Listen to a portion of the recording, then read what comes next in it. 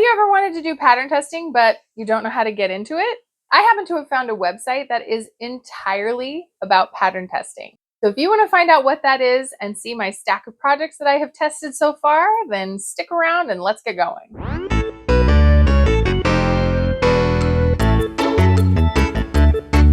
Hello, welcome to Show and Tell Meg. I'm Megan, and I really like to knit things. As you know, if you have been around this channel any amount of time, I have seen so many different people post about pattern tests. What pattern testing is when a designer comes out with a new design, they typically have it tech edited. So someone goes through and makes sure that there's no glaring mistakes. And then they send it out to pattern testers so that they can actually make the item, make sure that the pattern works, make sure that they understand everything, and give feedback about it. And I would see people talk all the time about how they pattern test regularly for this designer or this designer. And I've even seen pattern designers like, thank you for everyone who had interest in testing my design. How do you find out where those opportunities are? I never knew. And it was just extremely random, the few tests that I managed to get involved in. At the end of last year, I did volunteer through a sock knitting group that I was in. And I was selected to do the spring socks. And those are my lace socks that I finally finished earlier this year. It ended up being just the worst possible time I could have volunteered to test something because I was moving and I was buying a house. It was just craziness. And so it did not happen, but I finally got them done. And I do really like them. I did give my feedback to the designer and they are now a released pattern that I will link below. And incidentally, one day in the exact same sock knitting group, which is called Sock Knitting Addicts on Facebook. I will link that below as well. And it's just a group where people share their socks. It's not typically something where people come to just ask for pattern testers and things like that. But occasionally, when a designer does have a sock, they know that these are people who are very experienced in knitting socks. So they post it on Sock Knitting Addicts. And I just happened to see one by a designer. It's kind of the most random story. This designer put up a picture of their socks and they left this message that to me was pretty cryptic. It said, going to be opening up testing soon on Yarn Pond. And I had never heard of Yarn Pond.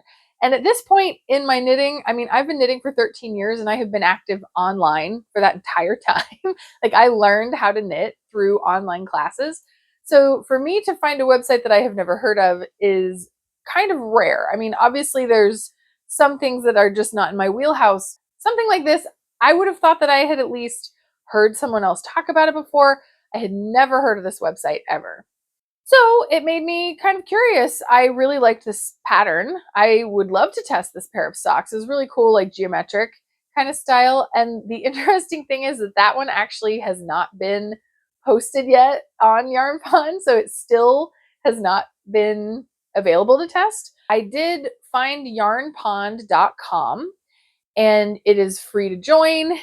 The entire purpose of yarnpond.com is to connect testers with designers. So designers will take their freshly tech edited or written or whatever pattern, like whatever state it's in, they will post a picture, put a description of what is expected. They will put any deadlines of when you need to have it done, what yarn it requires, like how much yarn, that kind of thing. It'll also say things like how difficult they rate it, what kind of techniques you might need to use, etc., all in this brief about the project. And then you, as a person who has signed up to be a tester on yarnpond.com, you can look through the open tests and apply to test. It's not a guarantee that you will be selected. I have submitted for some that I was not selected for, and that's just the way that life works. But since May, I have been selected for 4 different pattern tests. And some of these you have seen already. I have given little glimpses of things that I have already knitted as pattern tests, but they weren't quite done or the design wasn't finalized, etc., etc. So it wasn't something that I wanted to publicly talk about. I also wanted to try out a couple of different tests before I start recommending this site and this experience to other people. So I have in my lap 3 finished pattern tests that I have now completed, and I have another one that I am about to cast on. The first project that I was selected for that I also have now finished is the Florence shawl. And this is a small shawlet thing by Zatar Knits, by Marielle Zatar. And it was just a really pretty picture. She, in the description, said that it was designed to use one skein of fingering weight yarn that is like a wow, something that you really maybe want to use, but you want to showcase and you don't know what to use it for. And that's exactly the situation that I was in on this green color. So if you have been watching my videos, you will have seen this shawl very briefly in my custom dyed yarn video. I will link that above in case that's something that you want to see.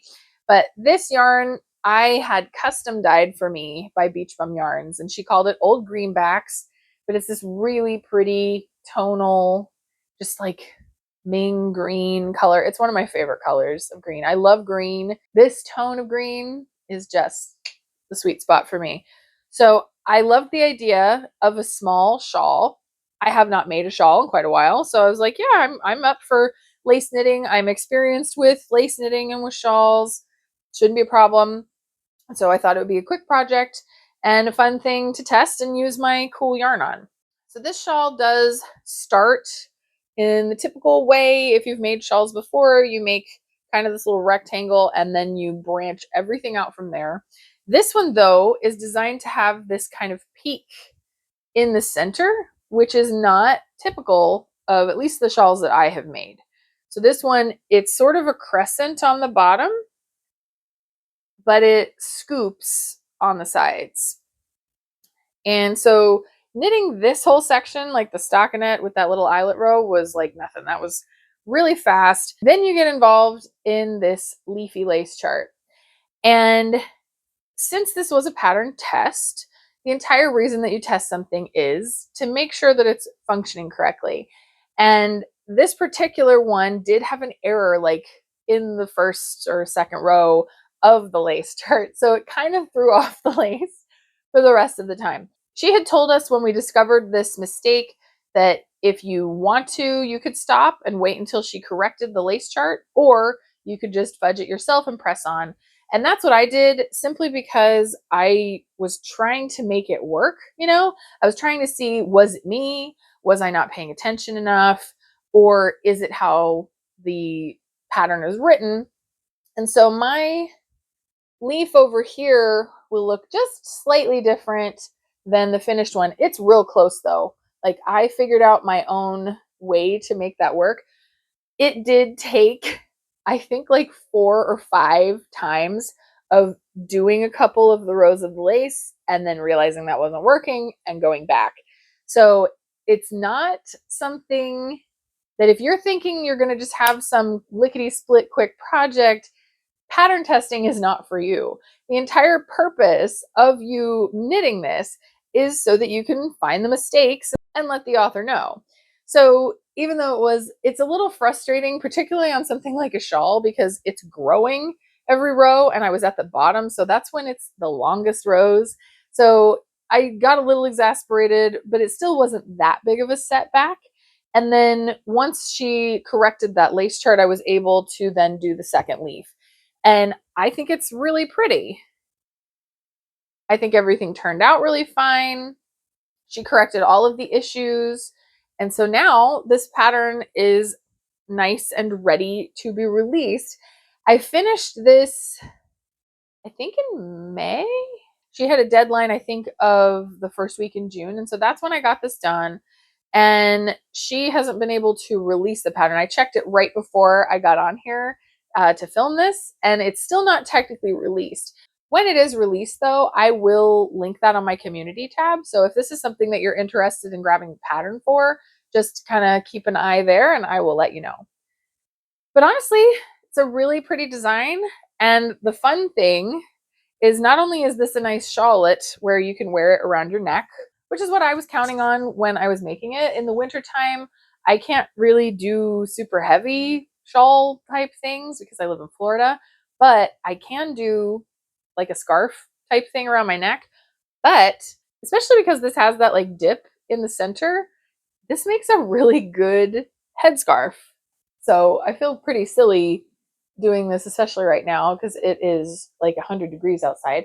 But you can easily make it a head covering. You can tie it underneath like a kerchief type thing, and it kind of molds to your head perfectly because of that little like peak at the center. So just kind of fun that there's an extra built-in way that you can use this, and I had a lot of fun knitting it. So I was really excited about this particular pattern test. So that is the Florence Shawlet by Marielle Zatar of Zatar Knits. Even more fun is that that project introduced me to Zatar Knits in general. I had not heard of her before.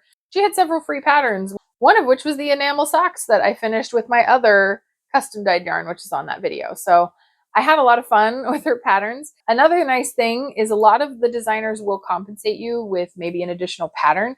You don't get money.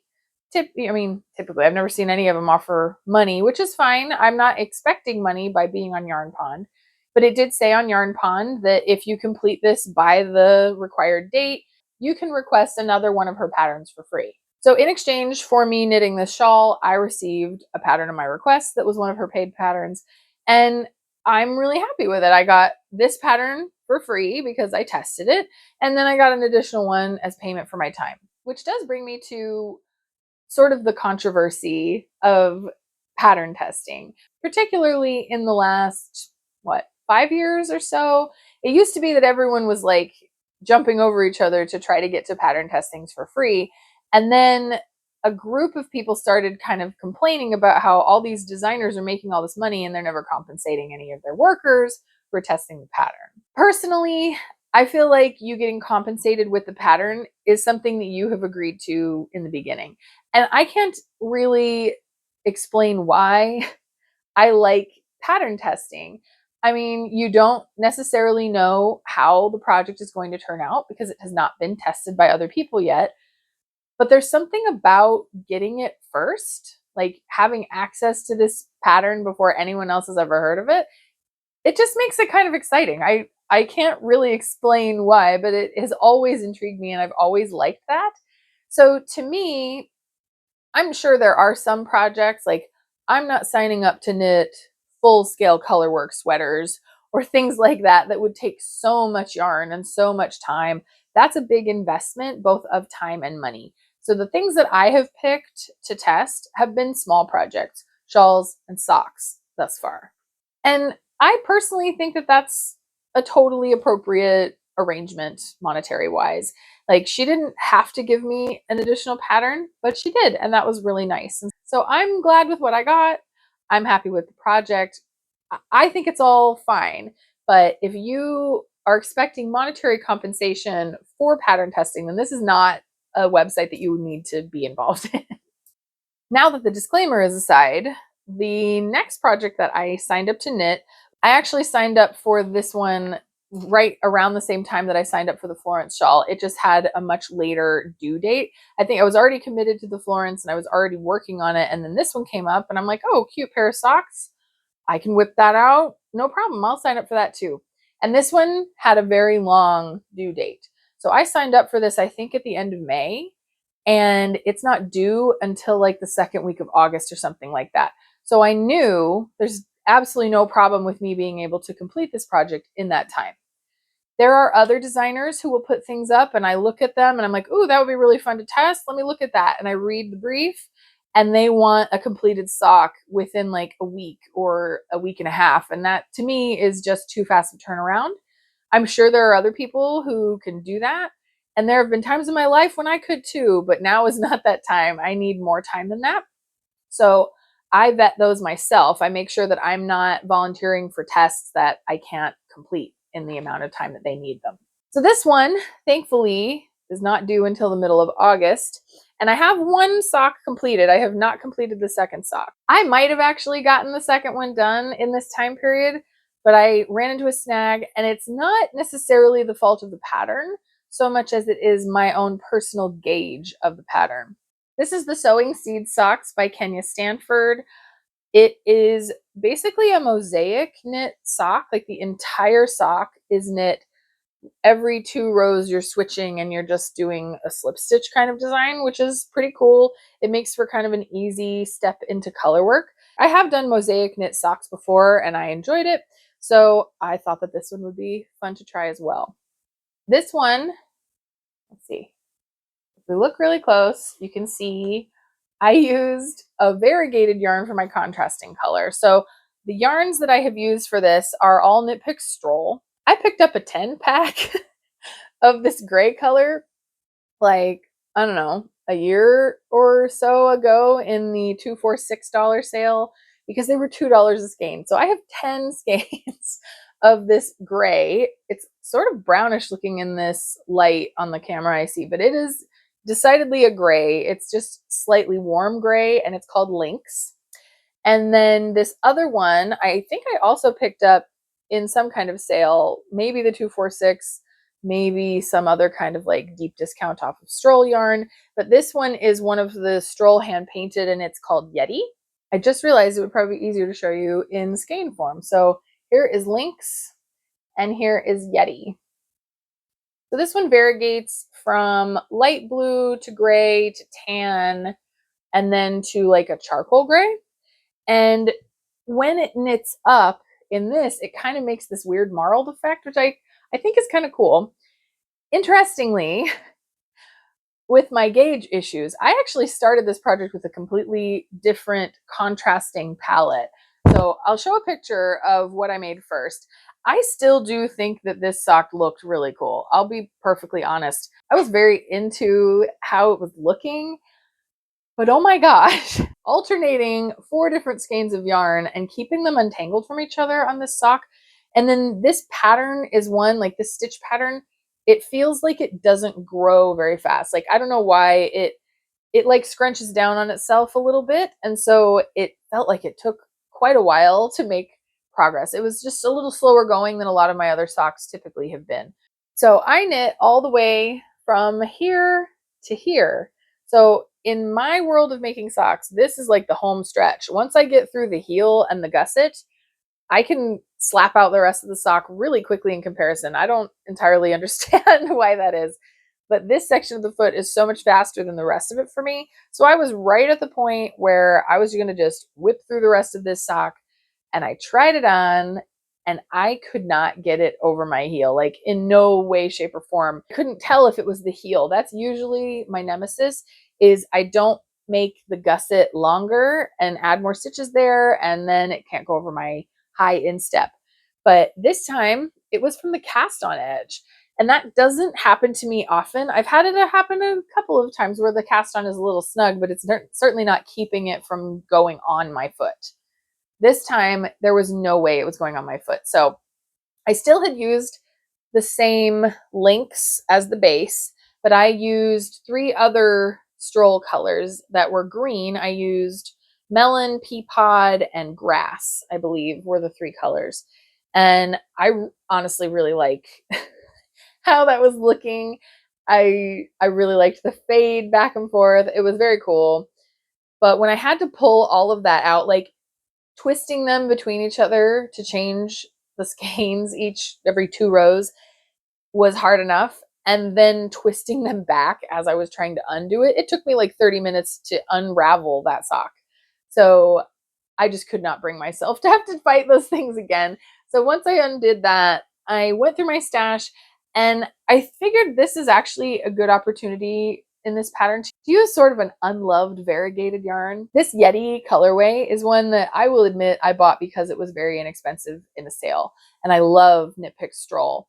It's not entirely colors that I'm super excited to knit with, particularly once you see it knit up. Like, it looks cool here. I like the colors, but once I see it knitted in the variegation that it does, I don't know, just the combination of colors is not my favorite. And so my other mosaic knit sock that I made was actually called the Ugly Duckling Socks. And it was designed to showcase and jazz up an unloved skein of variegated yarn in your stash. And so I decided to try to do the same thing with this one. And yes, I will admit, I mean, that gray color is so close to this gray. I mean, it's definitely, if you look close, the contrasting gray is more charcoal gray, where the base is a more warm gray. I don't know. It doesn't really bother me. I think it's kind of cool, actually, with how it looks. So now I have managed to use a yarn that was sort of unloved in my stash. And I did make alterations to my sock to make it fit me, just because I am a notoriously tight knitter. And in this stitch pattern, I just could not do it. It would not go on my foot. And I wanted to make sure that that wasn't going to happen again. So when I did it again, I used a different yarn and I went up a needle size in the leg just to make sure that the cast on edge had enough give. And if you see here, I mean, that's the normal width. So this is actually wider than I typically make my socks. It turned out a little bit looser than I was anticipating, but you know what? At least it goes on my foot. So this one, the pattern was great. There were no problems with the pattern itself. It was entirely just my gauge with the pattern that ended up giving me snags.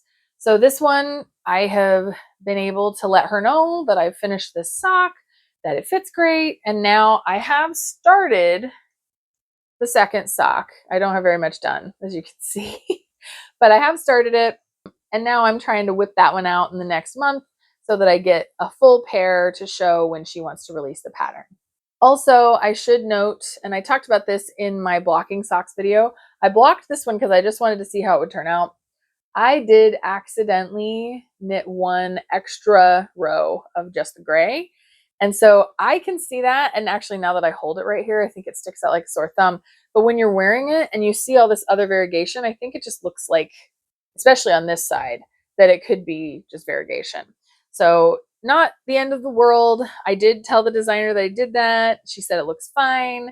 So my second sock, I will be aware of that and I'll know what it looks like when I'm trying to read my knitting. I'm sure that's what it was, is I thought I was on this row and I got mixed up, like I was probably doing something else at the time, because I usually am when I'm knitting.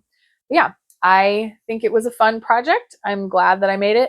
Also, this is incredibly squishy and the inside looks pretty cool. So this is the inside of the sock and I just think that looks pretty cool. And because of that double row the whole way, it's very squishy and satisfying. So that was my experience with the Sewing Seed Socks by Kenya Stanford. So this next finish testing project, I signed up for not long after those others. Like, I just really like socks, and socks are really easy and quick. So I know that I can at least knit one sock in a relatively short period of time. But when I have like 2 months to knit a pair of socks, I'm like, oh yeah, no problem. Let's just sign up.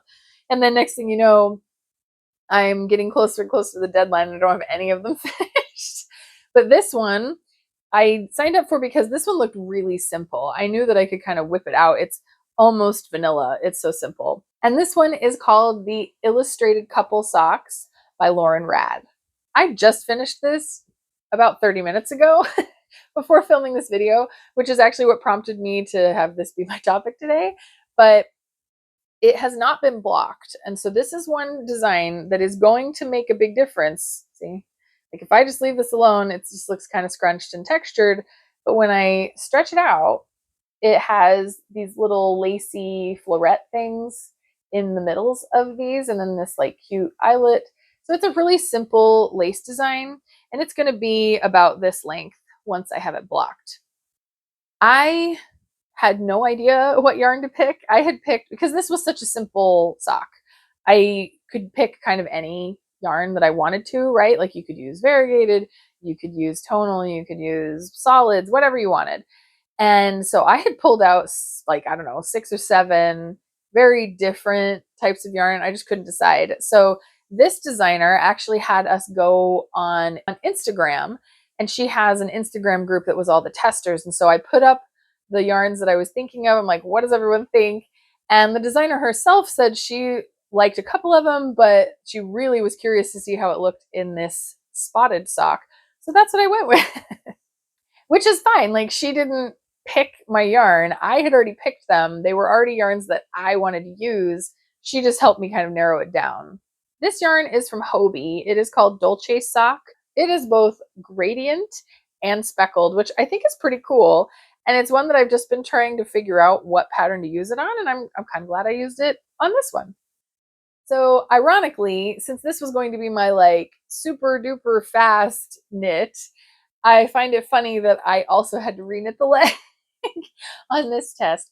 But this one was much, much faster to do and then to redo. So this one, I got to about right here, almost entirely through the lace on the leg.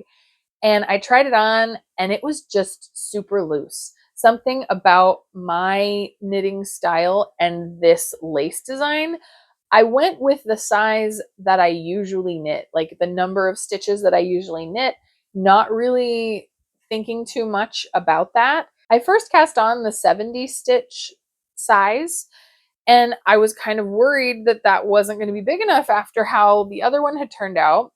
But after getting to about right here, I could tell, like, man, this is really stretchy. I wonder if this is going to be too big. And so I tried it on, and sure enough, it was so big that the design didn't show up. That's the thing with a lace sock is, yes, blocking is going to make this stand out a lot more, but also having it be slightly snug against your skin is what's really going to let the lace shine.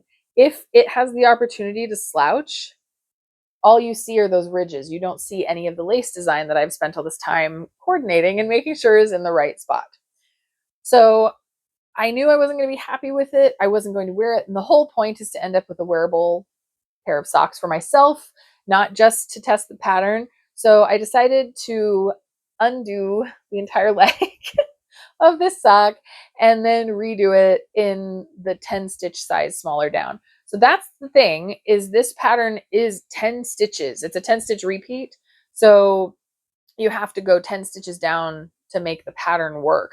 And I was kind of worried, like I've never knitted a 60 stitch sock because I have problems with like 72 stitch socks not going over my heel. So I was really going out on a limb, and I made sure that, I knitted maybe like this far this time and then tried it on, and it fits just fine. So once that was all figured out, I just knit the whole thing, and I whipped this out in a week, I think, which for me, that's very fast because I really don't have that much knitting time.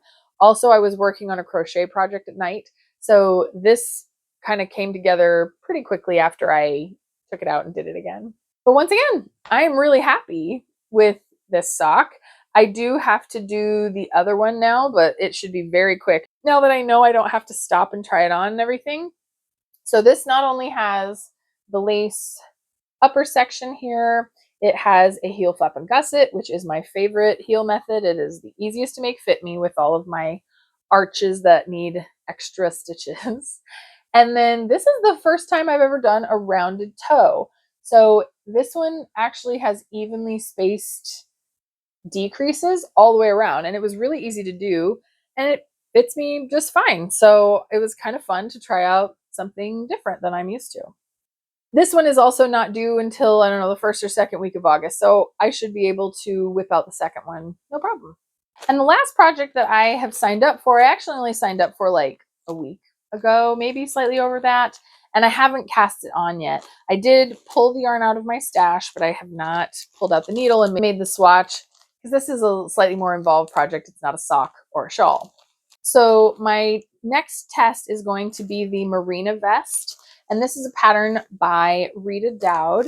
She wrote it for cotton, but I don't have cotton in my stash, and I didn't want to buy yarn especially. So of the things I have in my stash that I know that I would use and like the color in this kind of design, I decided to go with Hobie's last Black Friday sale yarn. So this is a DK weight 100% wool, and this is the curry colorway. And I got it in a 5-pack. I think you had to buy it, right? In a 5-pack. And it was really inexpensive. What was it, like? I can't even remember. But it was very inexpensive for this 5-pack. It's like 10 bucks or something. And I really liked this color, and I just haven't come up with anything to use it for. So I'm really excited actually to be able to use this yarn because I only have, because each ball is actually under 200 yards. It's like 185 yards. So this is not really enough to make like a full-on sweater. I mean, it might be. There's a few Andy Satterlund designs that are like cropped and fitted that this might work on, but I'm kind of excited to try something new. I've actually never made a vest. I've made lots of sweaters, but I haven't made any vests yet. So this vest design is using the old shale stitch, which I have used before on a scarf, I think. And it's really fun to do. It's a feather and fan with texture on it. So I have to swatch this, and her pattern is incredibly detailed. I wouldn't have expected that this vest would have a 25-page pattern, but it does. And so she talks you through everything about knitting your gauge swatch and then using the gauge swatch to make sure that this is going to fit you in the way that you want. So I'm excited to give it a try. The nice thing with this one, and the reason that I was okay with signing up for it, is that it's not due until like the middle of October. So I knew that that was plenty of time for me to be able to make this vest, and I'm going to be able to use stash yarn to boot. So with all of these projects that I have made or am in the process of making, the reason that I'm able to show them to you is another thing that's listed on the brief on yarnpond.com is they will tell you if the project is postable or not. Some of them will be completely under wraps. They don't want you to share it to anyone until it's released. And then other ones, they don't mind. You can put it on your social media. You can talk about it in groups, whatever, and they're not going to be upset with you. So even though technically none of these patterns are released yet, it's okay to post them because they told me that before I even started any of this on YarnPond. So my little stack here of finished objects, I am really happy with, and this is what has inspired me to share this with you. I wanted to see what it was like to test things for yarnpond.com, and it's completely legit. And I actually even did a YouTube search to see if anybody has made a video about this before. And the only things that came up were people talking about their pattern that they were putting on YarnPond to test. I didn't see anybody telling everyone, hey, if you want to test knit things, go to yarnpond.com and sign up and you can hunt through them and see what's available. It's actually incredibly easy to do this. And I can't speak for all the designers, but I will say if you are more experienced, I'm sure that that will probably get you more projects. I have on there how many years I have knitted and what kind of techniques I'm comfortable with, right? So they can actually look at you and your profile just as much as you can look at their profile and their other designs and their test knitting brief. So it's kind of a mutual trial, right? You're both investing in each other. But at the same time, I'm sure that they do want some beginners. Some patterns are designed for advanced knitters, and some are designed for kind of everyone, and they want to get a good idea of, can a beginner do this? And that's what a pattern tester is for. So just because I have a lot of knitting experience, that doesn't mean that I'm going to beat out other people who don't have as much, because sometimes just the desire to do it and to be the one who gets to test it, that can be enough. A lot of them, I also see them post that, we need this size and this size still, or we need 2 in this size, 2 in this size, and this one's full, this one's full. So even if you apply, you might not get selected if they have already selected people who are the size that you need, if that makes sense. So you just kind of have to go into it with no hard feelings if you don't get selected. And like I say, I submitted for a couple of others that I was not selected for. So that's just kind of the way the cookie crumbles, so to speak. But all of these did select me, and I've been really happy with all of my projects that I made. So if you want to test patterns, I will link yarnpond.com below. I am not being compensated at all to mention this. In fact, because I didn't find that anywhere else on YouTube, I'm wondering if I was like supposed to not say anything about it. Is this like the best kept secret of test knitting? I really don't know. But I'm fine with sharing it with all of you. If you like the idea of pattern testing and you want to give it a try, head on over to Yarn Pond and see if there's any patterns you want to test. And if you do get selected for any, or if you apply or anything like that, let me know down in the comments. I'm really curious to see what your experience will be as a test knitter. So that is all that I have for you today. I hope that you enjoyed this. I hope that it was informative, that you at least enjoyed seeing my projects at the very least if you already knew about Yarn Pond. If you like this, please do give me a thumbs up, subscribe, stick around if you want to see more. I will definitely be showing my other projects like that vest once it's finished. So I really just enjoy pattern testing, and so this will be something that I'm sure periodically I'm showing projects that I pattern tested, because now I have the in of where I can actually find what the pattern tests are that need people. So until next time, may you get selected for the pattern test that you're most excited about, and I hope that it goes great.